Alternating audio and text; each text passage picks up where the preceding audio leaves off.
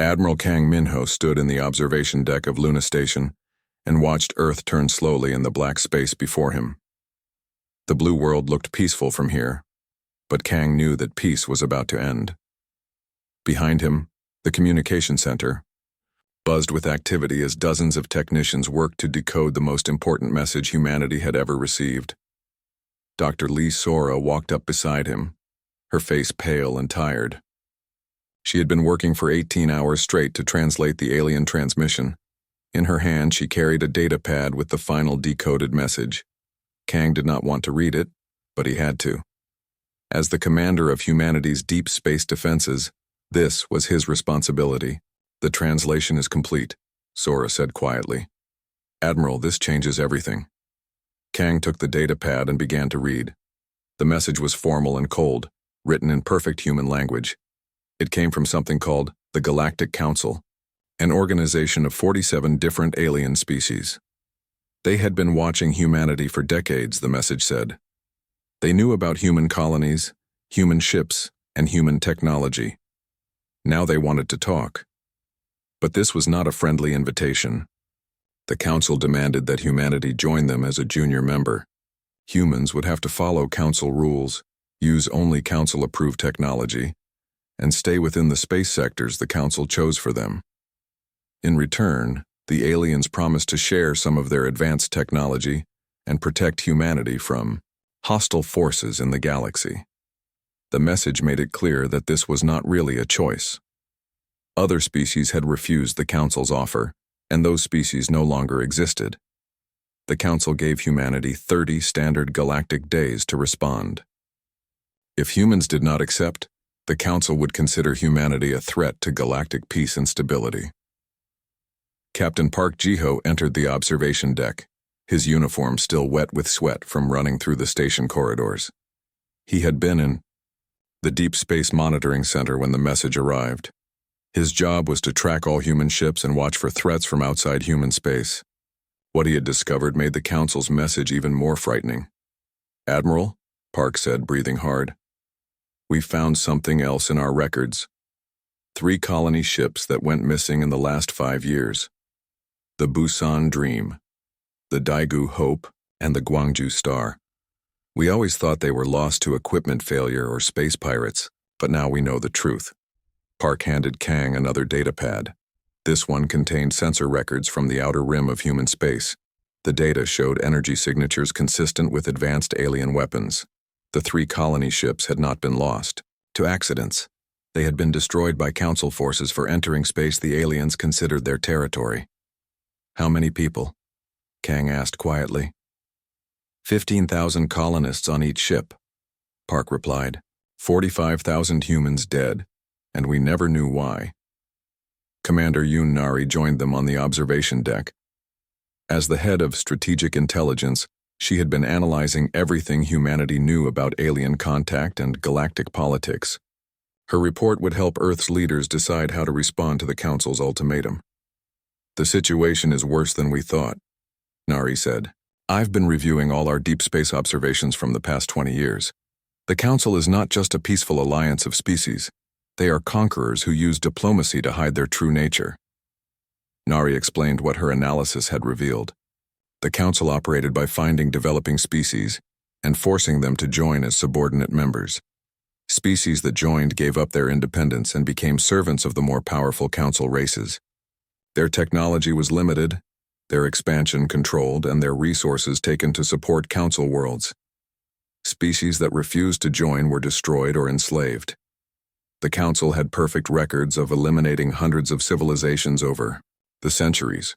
They called it maintaining galactic stability, but it was really just conquest with a friendly face. "What about their technology?" Kang asked. "The message says they will share advanced systems with us." "That's a lie," Nari replied. "Based on our observations, junior member species receive only basic improvements to their existing technology. The Council keeps the truly advanced systems for themselves. They use technological dependence to control their subjects." Dr. Lim So-min arrived with another piece of bad news. As the director of Earth's advanced weapons research, she had been studying the technical data embedded in the Council's transmission. The aliens had included detailed scans of human ships and weapon systems to show how much they knew about humanity's capabilities. "They know everything about our technology," Lim said grimly. "Ship designs, weapon specifications, even our classified research projects. Somehow, they have been monitoring us for decades without us knowing it." Lim's analysis showed that the Council's technology was indeed far ahead of humanity's current systems. Their ships used exotic matter drives that could cross vast distances in days. Their weapons could destroy planets from orbit. Their defenses could stop anything in the human arsenal. "Can we fight them?" Kang asked. "Not with what we have now," Lim admitted. "But I have been working on something that might help. It's still theoretical, but our quantum research has led to some interesting discoveries about the nature of space itself." Before Lim could explain further, an urgent message arrived from Earth. President Kim Dae-ho was calling an emergency session of the Global Defense Council. All senior military and intelligence officials were ordered to report to Geneva immediately. The trip to Earth took 6 hours on the fastest transport shuttle. During the flight, Kang studied every piece of data about the Council and their ultimatum. The more he learned, the more hopeless the situation seemed. Humanity faced an enemy with superior technology, vast resources, and centuries of experience in conquering other species. The emergency session took place in a secure bunker beneath the Geneva headquarters of Earth's unified government. President Kim looked tired and worried as he addressed the gathered officials. General Cho Hyun, the supreme military commander, sat beside him with a grim expression. "We all know why we are here," the president began. "Humanity faces the greatest threat in our history. The Galactic Council wants us to surrender our independence and become their servants. If we refuse, they will destroy us." The debate that followed was intense and sometimes angry. Some officials argued that humanity had no choice but to accept the Council's terms. These accommodationists believed that survival was more important than freedom. At least as Council subjects, humans would continue to exist. Others demanded that humanity fight regardless of the odds. These resistors argued that life as slaves was not worth living. Better to die as free humans than live as alien puppets. Third group sought some middle path. These pragmatists wanted to negotiate with the Council for better terms or find some way to delay the decision until humanity could prepare better defenses. Ambassador Song Junho had experience with alien contact from his time coordinating with the outer colonies. He pointed out that the Council's message contained subtle threats that revealed their true nature. "They speak of peace and cooperation," Song said, "but every line of their message is designed to intimidate us. They mention extinct species as examples. They give us an impossible deadline. They demand complete submission. This is not diplomacy, it is conquest." As the hours passed, it became clear that no easy solution existed. Every option led to disaster. Accepting the Council's terms meant the end of human freedom. Rejecting them meant war against an impossibly superior enemy. Trying to negotiate would probably just anger the aliens and make their eventual attack more brutal. President Kim finally called for a break in the discussions. As the officials filed out of the meeting room, Kang found himself alone with Dr. Lim. She had been quiet during the debate, but he could see that she was thinking about something important. "You mentioned quantum research earlier," Kang said. "What exactly have you discovered?" Lim looked around to make sure they were alone, then spoke in a whisper. "We have found a way to manipulate the quantum fields that hold exotic matter together. The Council's ships rely on exotic matter for everything, their drives, their weapons, their shields. If we could destabilize that exotic matter, their technology would fail," Kang finished. "Exactly. But developing this into a weapon would take years, and we only have 30 days. Kang stared at her for a long moment. An idea was forming in his mind, but it was so dangerous and unprecedented that he barely dared to think it. "What if we don't respond to their ultimatum at all?" he asked. Lim looked confused. "You mean accept by default?" "No," Kang said slowly. "I mean we don't respond at all. We go silent, completely silent. Let them think we are dead or gone. Use that time to prepare. The idea was insane, but it might be humanity's only chance. If they could disappear from the Council's awareness long enough to develop new weapons and defenses, they might be able to fight back when the aliens came looking for them. When the emergency session resumed, Kang presented his plan to the assembled officials. The room erupted in arguments, but President Kim listened carefully. The plan was risky beyond measure, but it offered something the other options did not: hope. 3 days later, President Kim made his decision.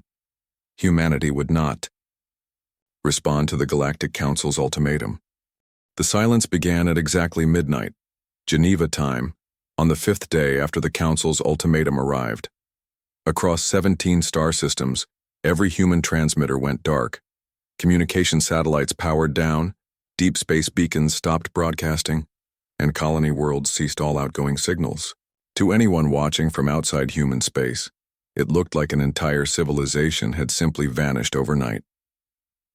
President Kim Dae-ho stood in the emergency command center beneath Geneva, watching as status reports came in from every human world. The operation was working perfectly.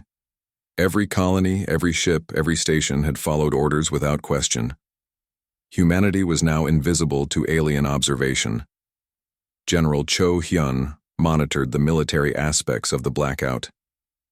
All human warships had activated new stealth systems and moved to hidden positions throughout human space. Patrol routes were changed to avoid detection, and all military communications now used quantum-encrypted channels that alien technology could not intercept. The outer colonies are reporting successful implementation, Cho reported. New Seoul, Busan Station, and the Incheon mining complex have all gone dark. Emergency protocols are in effect on every world. Dr. Lim So-min worked frantically in her laboratory complex, now expanded to include facilities on 3 different worlds. The Quantum Disruption Project had become humanity's highest priority, with unlimited resources and the best scientists from every human colony. What had been theoretical research was now a desperate race against time. We have made significant progress, Lim reported to the Emergency Council. The quantum field manipulation technology works in laboratory conditions. We can destabilize exotic matter samples in controlled tests. But scaling this up to weapon systems will require new manufacturing capabilities and materials we don't currently have. Ambassador Song Junho coordinated with the outer colonies to ensure the blackout remained complete. His job was now more important than ever, as any communication leak could expose humanity's deception and bring the Council's wrath down on them immediately. Meanwhile, Captain Park Jae-ho led a series of extremely dangerous reconnaissance missions to gather intelligence about the Council's activities. Using ships equipped with the most advanced stealth systems humanity could build, his crews ventured into alien-controlled space to observe Council operations firsthand. What they discovered was both enlightening and terrifying. The Council was not idle during humanity's silence. They were actively engaged in the systematic oppression of another species called the Kythera, whose crime had been refusing Council membership 3 years earlier. Park's ships observed the Kythera homeworld from a safe distance, hidden by advanced cloaking fields and quantum masking technology. What they saw made every human observer sick with rage and fear. The Kythera were trapped on their own planet by a Council blockade that prevented any ship from leaving their system. The Kythera had once been a proud, spacefaring people with colonies on 6 worlds. Now they were reduced to a single planet, slowly, starving as their population grew beyond what their homeworld could support. Any attempt to break the blockade resulted in the immediate destruction of Kythera ships by Council patrol vessels. "They are dying slowly," Park reported to Admiral Kang. "The Council could destroy them quickly, but they prefer to let them suffer. It serves as an example to other species who might consider refusing Council membership." The reconnaissance missions also revealed important details about Council technology and tactics. Their ships were indeed powered by exotic matter cores that provided enormous energy, but were also potentially vulnerable to the right kind of interference. Their weapons relied on the same exotic matter fields, and their shields used quantum manipulation that human scientists were beginning to understand. Dr. Han Yuna, a specialist in xenobiology, studied the captured data about Council species and their technologies. Her analysis revealed critical weaknesses in alien life support systems and computer networks that humanity might be able to exploit. Most council species evolved on worlds with different atmospheric compositions and gravity levels, Han explained. They rely heavily on artificial life support even on their own ships. If we could disrupt those systems, we could disable entire crews without destroying their vessels. As weeks passed, the Council's response to humanity's silence became clear. Long-range sensors detected increased alien activity in the space surrounding human territory. Council scout ships probed the edges of human space, searching for any sign of continued human presence. Commander Yoon Nari analyzed the alien search patterns and realized that the Council was genuinely confused by humanity's disappearance. They had expected either submission or defiance, not complete silence. Their probe mission suggested they were considering several possibilities. Humanity had destroyed itself in civil war, been wiped out by some unknown disaster, or was hiding somewhere, preparing for conflict. They don't know what to think, Nari reported. This kind of response is outside their experience. Every other species they encountered either fought immediately or surrendered quickly. Our silence has created uncertainty in their command structure. Dr. Lim's research teams achieved a major breakthrough in the 8th week of the blackout. Working with exotic matter samples obtained from crashed alien probes found years earlier, they successfully created the first prototype quantum disruption device. The device was only the size of a briefcase, but it could completely destabilize exotic matter within a range of 50 meters. This is it, Lim announced excitedly. We can build weapons based on this technology, ship-mounted disruptors that can destroy Council vessels by causing their own power sources to tear them apart from the inside. The breakthrough came at a crucial time. Long-range sensors detected a massive Council fleet assembling at the edge of human space. The aliens had apparently decided that humanity was either extinct or hiding, and they were preparing to investigate directly. Engineer Omin Seo led the crash program to weaponize the quantum disruption technology. Her teams worked around the clock to design ship-mounted versions of the disruptor device. The weapons had to be compact enough to fit on human ships, but powerful enough to disable Council vessels with their superior shielding and armor. At the same time, Captain Bai Ji-wan oversaw the construction of humanity's first stealth warship specifically designed to fight Council forces. These ships used quantum masking fields to remain invisible to alien sensors, while carrying the new disruptor weapons and advanced electronic warfare systems. Major Ryu Tae-wan trained elite military units in new combat techniques designed for fighting in the artificial gravity fields and exotic atmospheres common on Council ships. His soldiers learned to use captured alien equipment and developed tactics for boarding actions against technologically superior enemies. The preparations were exhausting and dangerous. Several research facilities suffered accidents as scientists pushed experimental technology beyond safe limits. 3 prototype ships were lost during testing when their quantum systems failed catastrophically. Hundreds of humans died in the rush to prepare for the coming war. But humanity was learning and adapting at an unprecedented rate. The complete communications blackout had forced every human colony to become self-sufficient and innovative. Without central coordination, local leaders developed their own solutions to the challenges of hidden preparation for war. New manufacturing techniques allowed the mass production of quantum disruptor weapons. Advanced materials science created armor and shielding that could resist Council energy weapons. Breakthrough computer systems enabled electronic warfare capabilities that could penetrate alien networks. Specialist Kim Do-hyun achieved perhaps the most important breakthrough of all when he successfully hacked into a Council communication relay using captured alien technology. For the first time, humanity could listen to Council communications and understand their plans and weaknesses. They are planning a full-scale investigation, Do-hyun reported. A fleet of 200 ships will enter human space in 6 weeks. They expect to find either empty worlds ready for colonization or weak human forces that can be easily defeated. The Council's communications revealed their true intentions. If they found humanity extinct, they would claim human worlds for their own colonists. If they found humans still alive but weakened, they would complete the conquest and enslave the survivors. Either way, Human independence would end forever. President Kim called another emergency meeting as the date of the council's arrival approached. The room was filled with the same officials who had debated humanity's response months earlier, but the mood was completely different. Fear had been replaced by grim determination and carefully controlled anger. The council expects to find us, dead or defeated, the president said. Instead, they will find us ready. Our silence has bought us the time we needed to prepare. Now we must decide how to use the advantages we have gained. Admiral Kang presented the military situation.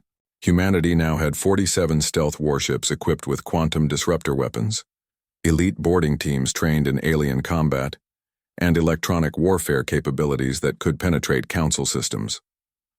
More importantly, they had detailed intelligence about council tactics and technology gathered during months of reconnaissance. The council fleet emerged from hyperspace at the edge of the solar system on a cold Tuesday morning, Earth time. 200 massive warships materialized in perfect formation, their exotic matter drives creating ripples in space itself that human sensors detected from billions of kilometers away. Admiral Veltar of the Xylanthan species commanded the fleet from his flagship, the Dominion of Order, a vessel longer than most human cities. Admiral Kang Minho watched the alien fleet's arrival from the bridge of humanity's newest and most advanced warship, the Soul's Pride. The ship was invisible to council sensors hidden by quantum masking fields that bent space around it. Around him, the bridge crew worked in complete silence, monitoring alien communications and preparing for the battle that would determine humanity's fate. Captain Bai Jiwan stood beside Kang, her hand resting on the controls for the ship's quantum disruptor array. The weapons were charged and ready, but firing them would reveal humanity's presence and begin a war from which there could be no retreat. For now, they waited and watched as the council forces began their investigation of apparently dead human space. The alien fleet moved slowly through the outer planets, scanning for any sign of human activity. Their formation was perfect, their movements precise, and their confidence complete. Admiral Veltar had conquered dozens of species during his long career, and he expected this mission to be routine.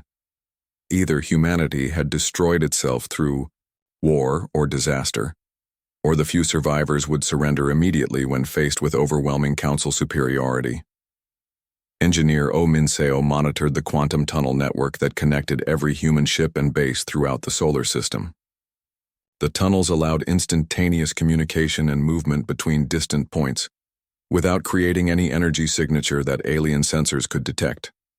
Through this invisible network, humanity coordinated the most complex military operation in their history.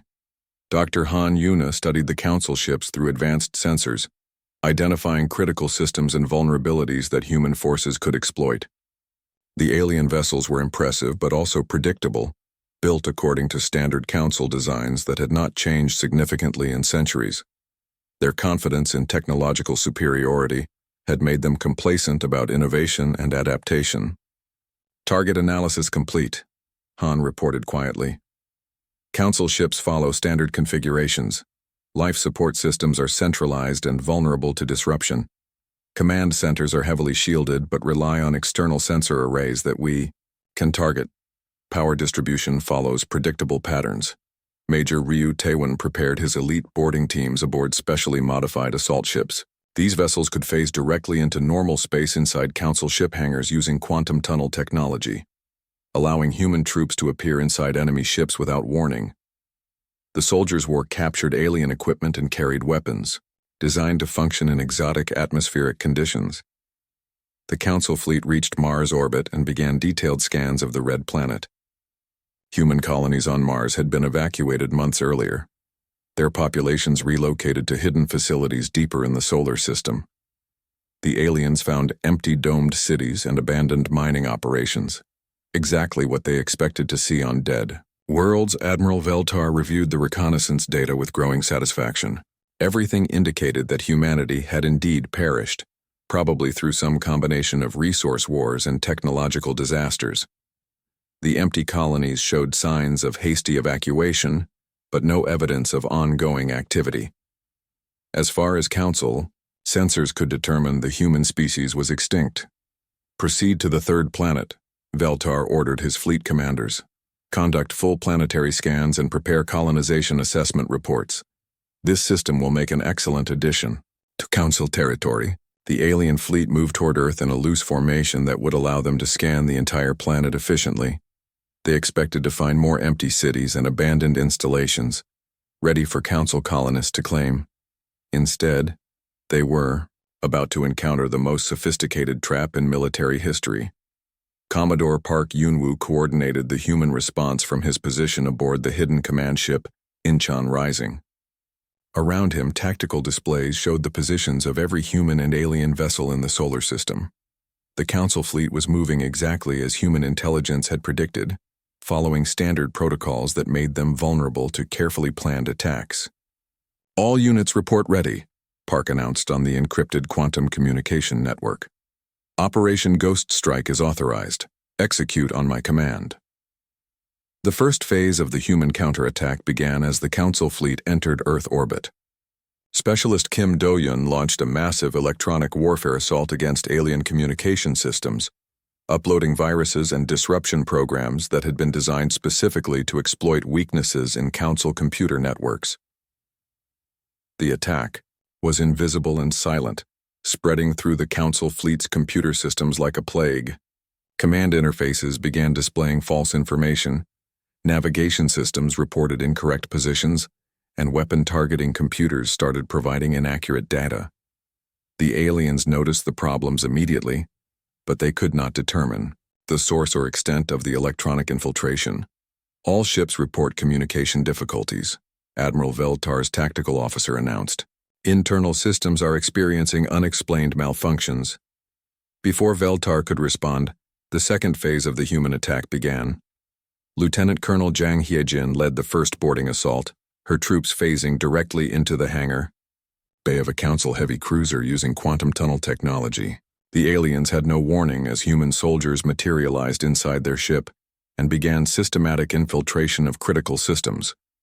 The boarding action was swift and brutal.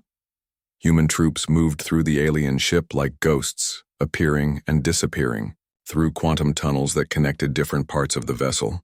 Council security forces found themselves fighting enemies who could attack from any direction and vanish before return fire could be coordinated. Zhang's team reached the cruiser's engineering section and began the process of turning the ship's own systems against it. Using captured Council technology and detailed knowledge of alien engineering practices, they reprogrammed the vessel's exotic matter containment systems to become unstable on command. Similar boarding actions occurred simultaneously throughout the Council fleet. Small teams of human soldiers appeared inside dozens of alien ships, targeting critical systems and planting quantum disruptor devices that could be activated remotely. The attacks were coordinated to seem random and inexplicable, creating maximum confusion and fear among the alien crews. Admiral Veltar realized his fleet was under attack, but he could not understand how or by whom. His ships were being infiltrated by invisible enemies who seemed to appear from nowhere and disappear just as quickly. Worse, the attackers clearly knew exactly how Council technology worked and how to turn it against itself. "All ships, maximum, alert status," Veltar ordered. "Initiate full spectrum scans for cloaked vessels. Prepare for immediate departure from this system." But it was too late for retreat. Captain Bei Jiwan received the signal from Commodore Park and activated the Soul's Pride's quantum disruptor array. The invisible beam reached across space to strike the Council flagship, penetrating its shields as if they did not exist, and targeting the exotic matter core that powered the massive vessel. The effect was spectacular and terrifying. The Dominion of Order began to glow with an inner light as its exotic matter containment failed. Space around the flagship rippled and twisted as uncontrolled exotic matter reactions tore through the ship's structure. Within seconds, the most powerful vessel in the Council fleet was tearing itself apart from the inside. Admiral Veltar had just enough time to realize that his species had encountered something unprecedented before his ship exploded in a burst of exotic radiation that temporarily blinded sensors throughout the solar system. The flagship's destruction sent shockwaves through the Council fleet as crews watched their most advanced vessel destroyed by an invisible enemy using unknown weapons. The destruction of the flagship was the signal for the general attack. Human ships throughout the solar system activated their quantum disruptors and began systematic destruction of the Council fleet. The alien vessels designed to fight enemies with conventional weapons and tactics had no defense against weapons that could reach through their shields and armor to attack their power sources directly. Council ships began exploding one after another as their exotic matter cores became unstable. The aliens tried to retreat, but their navigation systems had been compromised by electronic warfare attacks, and quantum tunnels allowed human ships to appear anywhere in the solar system instantly. There was no escape from an enemy that could strike from any direction without warning. Engineer O. Mincio coordinated the quantum tunnel network to ensure that human forces could maintain their advantage of mobility and surprise. Council ships that tried to flee found human vessels already waiting for them at the edge of the system. Aliens that attempted to hide behind planets discovered that quantum tunnels allowed attacks from directions that conventional physics said were impossible. The 3 surviving Council ships that escaped the solar system carried news of humanity's devastating victory back to the galactic core, but their reports were so incredible that most Council leaders refused to believe them. Admiral Veltar was dead, along with nearly 40,000 Council military personnel, and an entire battle fleet had been destroyed by what appeared to be a primitive species using impossible technology. High Counselor Zethran of the Altarian hegemony convened an emergency session of the full council to address the crisis. Representatives from 47 species gathered in the massive council chamber on the neutral world of Nexus Prime, their voices rising in anger and disbelief as they debated how such a disaster could have occurred. The reports must be exaggerated, declared Counselor Thaxmore of the Kepler Syndicate. No single world species possesses technology capable of defeating a full council battle fleet. The humans must have received assistance from another power. But Intelligence Director Quintal had analyzed the wreckage and survivor accounts with growing alarm. The evidence pointed to a technological breakthrough that threatened the very foundation of council dominance in the galaxy. The humans had somehow learned to weaponize exotic matter physics in ways that council science considered impossible. The weapon signatures are unlike anything in our databases, Quintal reported to the assembled representatives. The humans appear to have developed quantum disruption technology that can destabilize exotic matter containment fields from extreme range. Our shields and armor provide no protection against this type of attack. The implications were staggering. For thousands of years, Council superiority had been based on their monopoly of exotic matter technology. Their ships, weapons, and infrastructure all depended on exotic matter systems that other species could not duplicate or counter. If humans had found a way to turn that technology against itself, the balance of power in the galaxy could shift dramatically. Meanwhile, news of the Council's defeat was spreading to subjugated species throughout the galaxy, despite official attempts to suppress the information. On dozens of worlds, enslaved populations whispered stories of the mysterious humans who had made the invincible Council fleet disappear. Some species began to hope that their own freedom might be possible. The Cathara were among the first to learn of the human victory. Captain Park Jiho's reconnaissance ships had maintained contact with Cathara resistance fighters during the months of preparation, and now they brought word that their oppressors had suffered a crushing defeat. The Yao news spread through the blockaded Cathara homeworld like wildfire, igniting celebrations that the Council orbital stations could detect from space. The Council ships are afraid, reported Cathara resistance leader Velkoth to his hidden followers. Their patrols have increased, but their pilots are nervous and jumpy. Something has shaken their confidence badly. Back in human space, the aftermath of the battle brought both celebration and urgent preparation for the larger conflict that was certain to come. Admiral Kang knew that the Council would not accept such a humiliating defeat without massive retaliation. They would return with larger fleets, new tactics, and possibly weapons specifically designed to counter human quantum disruptor technology. Dr. Lim Soman led teams of scientists and engineers in studying the captured Council ships and technology. The alien vessels were marvels of engineering, but they were also rigid and predictable in their design. Council engineers followed standardized patterns that had not changed significantly in centuries. making their systems vulnerable to anyone who understood the underlying principles. They think like bureaucrats, not warriors, Lim explained to the Defense Council. Their technology is impressive, but it's designed for stability and standardization, not adaptation and innovation. They cannot quickly modify their systems to counter new threats. Engineer Oh Min Seo used the captured technology to improve humanity's quantum tunnel network and develop new applications for exotic matter manipulation. The aliens had been using exotic matter for millennia, but only in carefully controlled and predictable ways. Human scientists were discovering entirely new possibilities that the Council had never imagined. Captain Bei Jiwon oversaw the construction of humanity's first fleet of full-scale warships designed from the beginning to fight Council forces.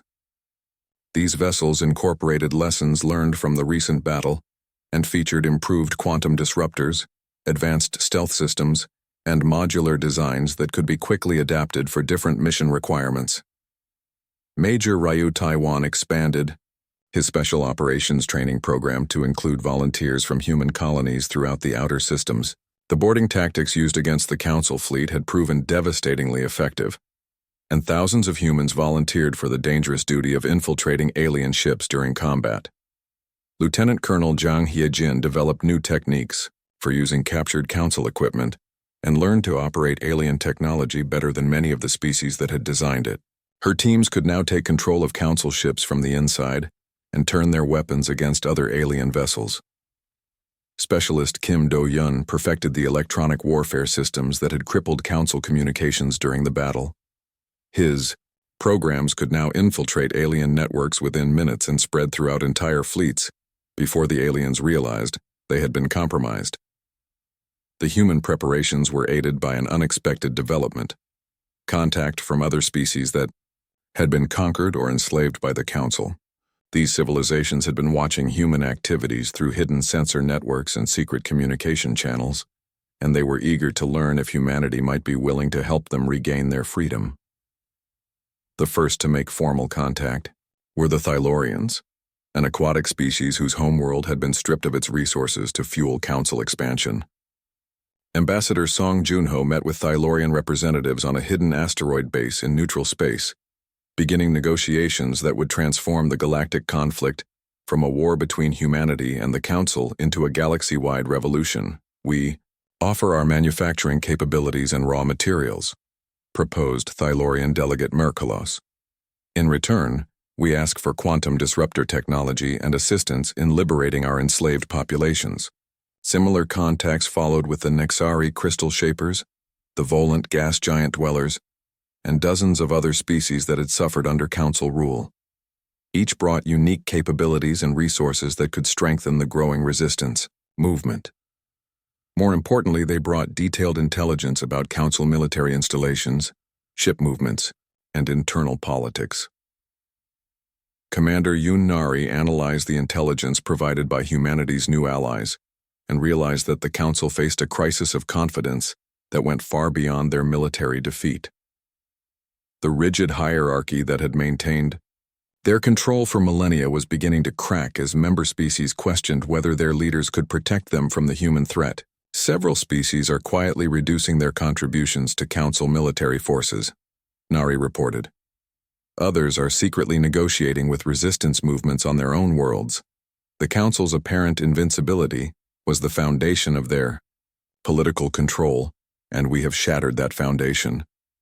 The political implications became clear when the Council announced massive military mobilization throughout their territory. They were calling up reserve fleets from every member species and conscripting civilian vessels for military service. The response was far larger than needed to deal with a single system species, revealing the depth of Council fear about humanity's capabilities. High Counselor Zeth Ran addressed the galaxy in a broadcast designed to restore confidence in Council leadership and authority. His message was carefully crafted to minimize the significance of the human victory, while promising swift and decisive retaliation against any species that dared to challenge Council rule. The recent incident in the Outer Rim was an unfortunate result of overconfidence and inadequate preparation, Zethran declared. "We have learned from this experience and are now prepared to deal with any threat to galactic stability and peace. But the broadcast had the opposite effect from what the Council intended. Instead of restoring confidence, it confirmed that the mighty Council had indeed been defeated by the mysterious humans. Species throughout the galaxy began to wonder if their own liberation might be possible. The Viridian Mining Collective was the first to openly rebel, declaring independence from Council authority and requesting human assistance in defending their asteroid mining facilities. Within days, uprisings broke out on 17 different worlds as enslaved populations attempted to throw off Council rule. Admiral Kang realized that humanity's victory had triggered something far larger than a simple military conflict. They had started a galactic revolution that would determine whether the galaxy would be ruled by tyranny or freedom. The responsibility was enormous, but so was the opportunity to create a better future for all sentient species. We cannot fight the Council alone, Kang addressed the Emergency Defense Council. But we don't have to. Every species they have oppressed is a potential ally, and every world they control is a potential battleground. We must support these rebellions and coordinate resistance efforts throughout the galaxy. 2 years after the destruction of Admiral Veltar's fleet, the galaxy had transformed beyond recognition. The once mighty Galactic Council controlled less than half of their former territory, while human-led liberation forces operated freely throughout dozens of star systems. The revolution that began with humanity's silence had become an unstoppable wave of freedom sweeping across the galaxy. Captain Yu Jamin stood on the bridge of the Incheon Rising as his fleet approached the Nexus Prime system, home to the Council's central government. Around him, representatives from 23 liberated species worked alongside human crew members in perfect coordination. The ship itself was a marvel of cooperative engineering, combining the best technology from all the allied civilizations. Admiral Kang Minho commanded the operation from Luna Station, now expanded into a massive coordinate center for the galactic liberation effort. Quantum communication networks connected him instantly with resistance leaders on hundreds of worlds, allowing real-time coordination of military and political activities across thousands of light years. The Council's final desperate gambit had failed spectacularly. Their attempt to destroy Earth with a planet-killer weapon had been thwarted when Specialist Kim Do-yeon infiltrated the weapon's control systems and turned it against the Council fleet that had brought it. The destruction of their most powerful vessel in their own weapons explosion had shattered the last remnants of Council prestige and authority. High Counselor Zeth Ran watched from his fortified command center as reports came in of yet another military disaster. The humans had somehow anticipated every Council strategy and countered every tactical innovation. Worse, their technology continued to advance at an impossible rate, always staying ahead of Council attempts to develop countermeasures. Our intelligence networks report that the humans have established manufacturing facilities in 47 different systems, reported Intelligence Director Quintal with barely concealed despair. They are mass-producing quantum disruptor weapons and sharing the technology with every species that joins their alliance. The political situation was even worse than the military one. Council member species were abandoning the alliance in increasing numbers, some formally declaring independence while others simply stopped responding to orders from Nexus Prime.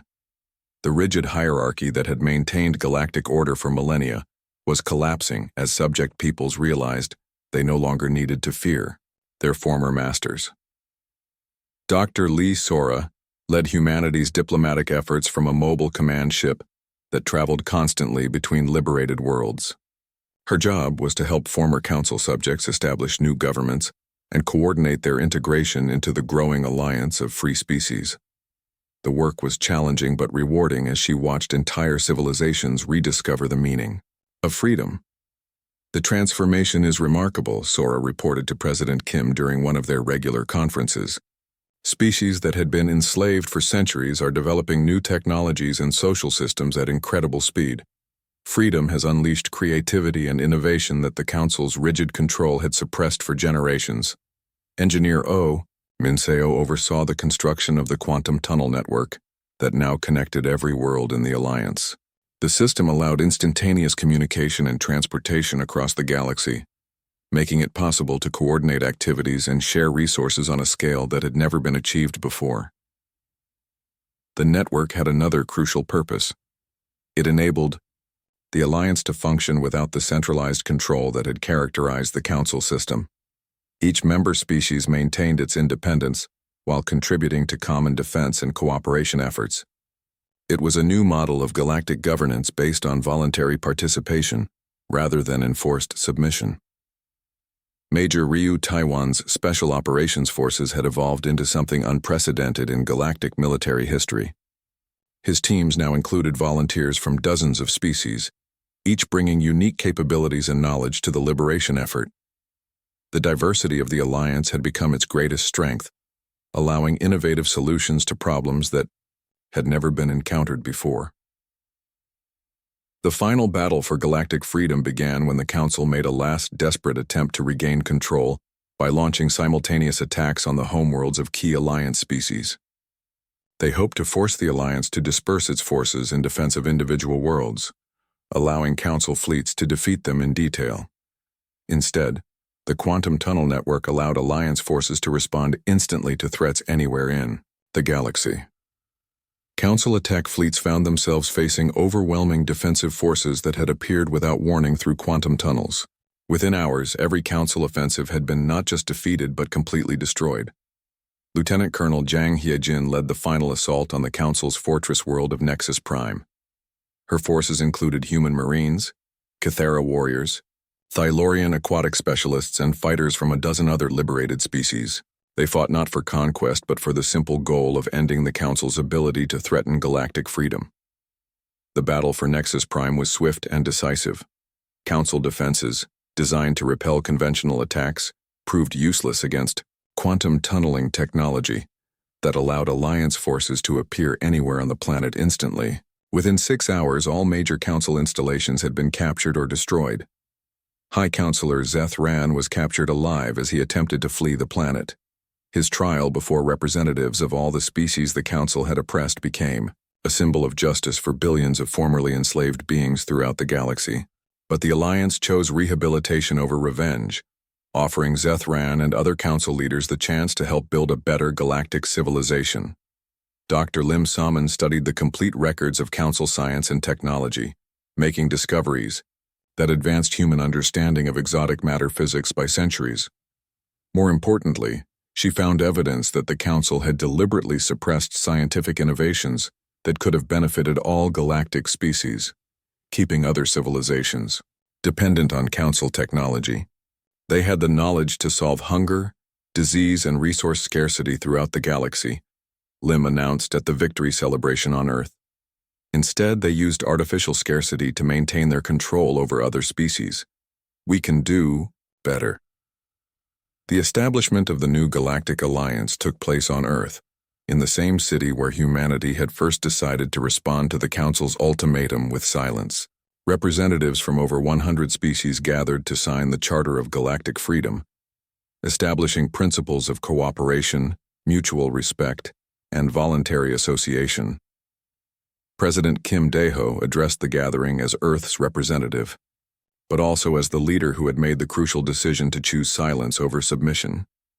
His words were broadcast throughout the galaxy, reaching species that were still learning what freedom meant after centuries of oppression. The Galactic Council asked for peace through submission, Kim declared. Humanity responded with silence. That silence gave us time to prepare, to learn, and to discover that we were not alone in our desire for freedom. Today we speak with one voice, the voice of liberty that will echo throughout the galaxy for generations to come. Ambassador Song Junho presented the new Alliance Charter to the assembled representatives.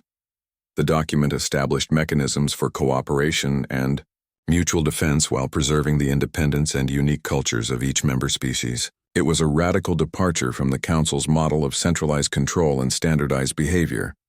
Admiral Kang accepted the position of Supreme Allied Commander, responsible for coordinating the defense forces that would protect galactic freedom from any future threats. His first act was to establish joint training programs that would teach the lessons of the Liberation War to new generations of defenders.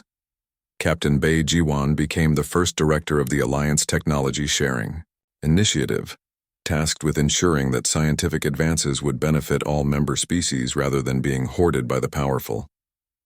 The quantum disruptor technology that had begun the revolution was freely shared with any species that wanted to defend itself from aggression. Commander Yoon Nari established the Alliance Intelligence Service, not to spy on member species but to watch for external threats and coordinate information sharing between allied governments. The service operated on principles of transparency and mutual trust that would have been impossible under the Council system. Specialist Kim Do-hyun created the Galactic Computer Network that connected every Alliance world, allowing instant communication and data sharing across the galaxy. The network was designed to be open and decentralized, preventing any single government or organization from controlling galactic communications. The transformation of galactic civilization was complete within 5 years of the Council's defeat. Former slave worlds had become thriving centers of innovation and culture. New technologies emerged from the cooperation of species with different knowledge and capabilities. Art, literature, and philosophy flourished as beings who had been forced into standardized conformity rediscovered their unique identities. The Kithara, who had been dying slowly under Council blockade, now led the galaxy in developing new forms of sustainable technology.